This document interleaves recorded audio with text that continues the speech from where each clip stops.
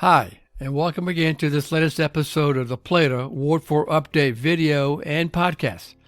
This is David Jenkins, the Plata Town Council member from Ward 4, and your host for this podcast and videos, which are now also available on YouTube and YouTube Music. So tonight I want to talk about public engagement by the town and by residents. I believe the town needs to improve our citizen outreach and information sharing. This is a critical need, as seen from the feedback I and the council received during our fiscal year 25 budget process. There were frankly many negative comments about the lack of budget information provided by the town, other than the minimal and required 2-week public hearing notices and the materials that were included on the town council agenda meetings, or the agenda for the town council meetings. Now, the town does have or has hired a public relations firm which functions as our public information officer, PIO. I believe they are severely underutilized from what I can see. Development of a full citizen engagement work program is a critical need to educate you as residents about your town and what's going on, not only with the town budget, but many, many other activities in terms of events, planning and development, and other issues. But also, it's important so you understand how and what the town does. This work program, I believe, should be telling our story, what the town does or what the town staff does on a daily basis, working behind the scenes, keeping the water running, treating the sewage, repairing our infrastructure, and keeping our community safe. This should also include social media posts, including the town website and Facebook, infographics, and other short-term or short YouTube videos. So I question if we are getting a full return on our investment for this public relations consultant. I don't think we are, and I'll provide more information about that later, or in future podcasts and videos. Now, unfortunately, and it's been my experience too, and maybe you too, the typical engagement with the town is by the staff or us as town council members and or consultants. And so we do a lot of talking, and the community listens, or the residents listens, and it may or may not be at the town hall. It could be other forums too. This is then followed by typically a Q&A or question and answer session. But after that, that's kind of it, frankly. So is there any follow-up? Is any part of this agreement process have any follow-up information or a continued contact process? Unfortunately, has been, in my belief, there's been no real follow-up. And then as a result, there is a loss of interest by the residents and the community about what we do, and then that further discourages their or your future attendance. So I want to perhaps give you a different perspective and look at perhaps another way to do public engagement. And I'm using as one of my primary sources a video and documentation provided by the Strong Towns organization, of which I'm a member. A paid member. I pay a monthly fee to enjoy that what they do, and I got this from their video called Community Engagement That Works. So I'm going to show you a bunch of slides from that and try to talk you through what they are. I won't read them, but I just kind of give you a summary of what they are. So let's move on. So before I really start, here's a graphic that I found that kind of talks about Community Engagement 101, and it's a checklist that you can go through and look at and see how you and frankly how we are really engaged with our community. So I'm not going to read all these things. It's a pretty busy screenshot, but I wanted to give you kind of a broad stroke view of what typically or what could be a community engagement program. So now let's go on to the Strong Towns reference materials. This next one is so really, and I apologize for the misspelling or the jungled slides. I tried to fix that, but I couldn't do that. So, but the point here is community engagement is not just about, as I said earlier, and this picture shows you of this community sitting in the audience and a bunch of staff folks or maybe consultants. They're talking at you and you're listening. But it's more than that. So it is also about understanding. So we as town staff or we as council members understand what issues you are concerned about, or for a particular project, what are the real issues? What are the alternatives? Are there better ways of doing things? This next slide is, again, how do we build that understanding? Well, we have to reveal the information. We have to listen. And you see the intersection of those two. Hopefully, there's some understanding of what the residents are saying, whether they have comments and they could be negative, or perhaps another way of doing things that we may not have even thought about. This next slide, again, is a cartoon or a depiction. To the extent possible, we should free our minds of preconceived notions.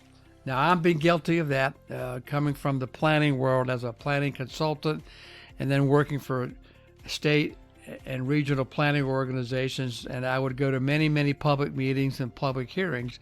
And I probably had a bias toward one thing or another, or one project or one issue versus others. And so I've had to learn to step back and really come in with an unbiased view of what's going on, or what the project is, or what the issue is. The importance is to really listen to what the community or what the participants are saying.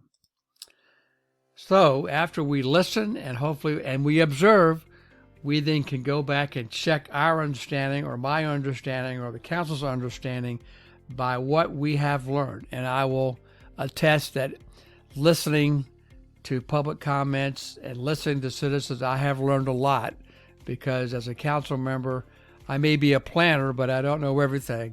So it's important that I listen and understand, and hopefully can accept new ideas or better way of doing things.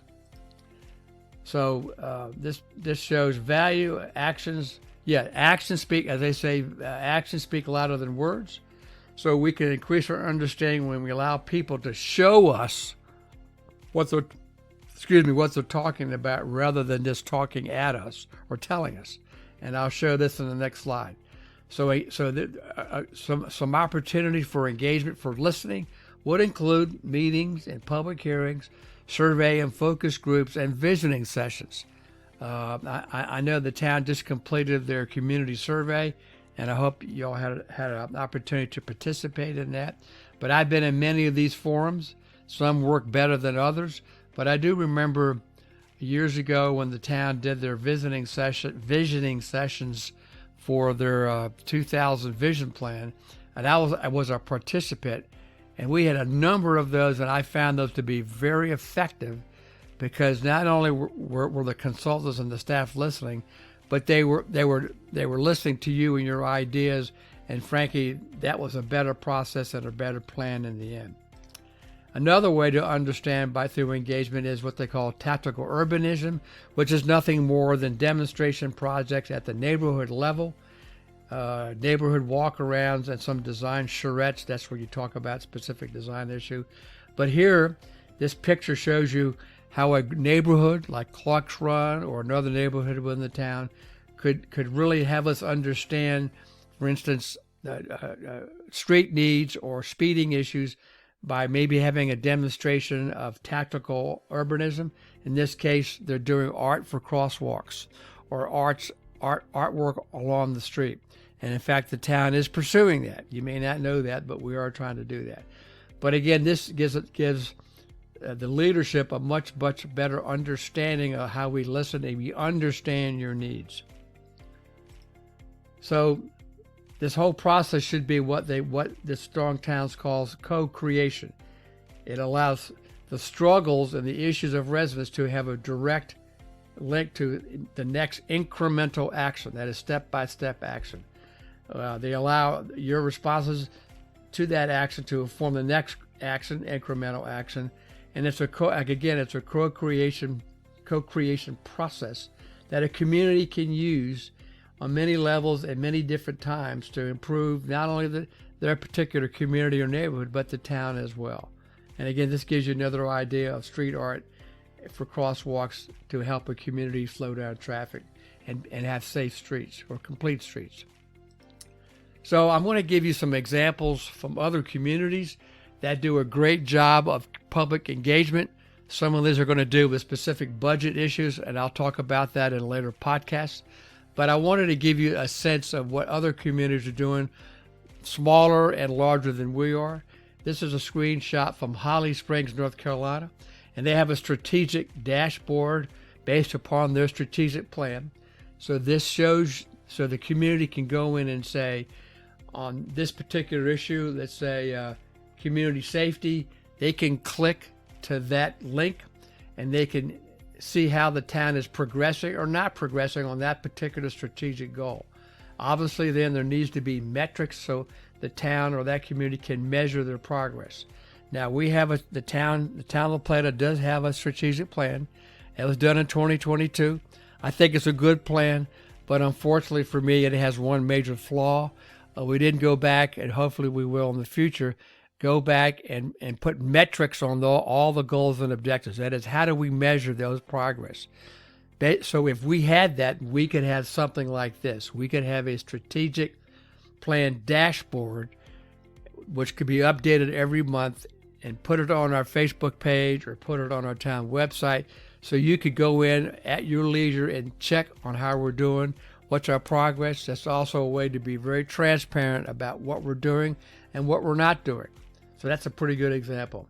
Here's another one that is specifically related to budget. And this is the town of Chapel Hill, North Carolina, somewhat larger than we are. And of course, this is a college town with the University of North Carolina and Duke being in that community. But again, this is another great engagement tool where that town provides information to the community about their budget. Okay, so there's infographics where they tell you where revenue came from, what's in their general fund, how do they spend that money, different initiatives for that budget year, and then they have highlights about the tax rate, their tax base, that is their accessible base, and then they have other links to other documents and reports that can, again, inform the public and keep you abreast throughout the year of the progress of the budget. We don't have that capability yet. I believe we should, and hopefully we're moving toward that in the not too distant future. This next one is right here in Charles County. They just started this.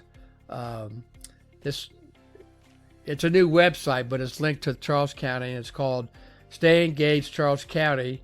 And their take is, or their motto is, your engagement makes a better Charles County. So you can go to this particular website, and this is just one of several items that you can click on if you want more information. And they have another one on zoning ordinance update. You can see the budget. They have one on planning and growth management and all the development projects. So you can click on these and get additional information. And then you can sign up to receive email updates, like a newsletter that they'll send you. I have done this. I did this a couple of weeks ago, so I'm looking forward to getting their information, and I'm looking at different techniques that perhaps we can use as well. Again, right here in Charles County, and so we should be able to do something like this, and I hope we will in the near future. And then finally, this is again, I found this out through a conference I went to at the Maryland Municipal League, and also the International City Managers Association put on a webinar a couple of weeks ago about new ways of budget, and they referred to this as a way to engage the public on the budget process. This is from Frederick County, Maryland, which is about an hour and a half northwest of here. So this is a separate website. You can download it and have it on your computer. You can see then the different tabs for their current budget, what was adopted, and also they compare it to the last year's budget to this year. They look at the revenue. So there's other, and also down below you see their adopted capital improvements program, CIP. But again, this is another way for the Frederick County to inform the citizens, but more importantly, or as important, the citizen can go on at their leisure and get real-time information. It's very transparent, and you can find out a lot of stuff, a lot of information before you ever go to a public hearing. So I believe this is really important. So I want to provide these examples of how I think we need to improve our public engagement by the town to you, the residents. So that really is kind of a summary, very brief summary of some ideas and other examples that are out there. So there's really no one way, but I just wanted to show you some good examples through different websites. I'll provide links to all these communities in the notes, so you'll be able to go back and look at them as well. So I hope to do some new. So some of my upcoming podcasts or videos will be the 2025 La Plata election schedule. That's going to be released on October the 1st. The schedule and timeline for those want to seek office as a town council or mayor.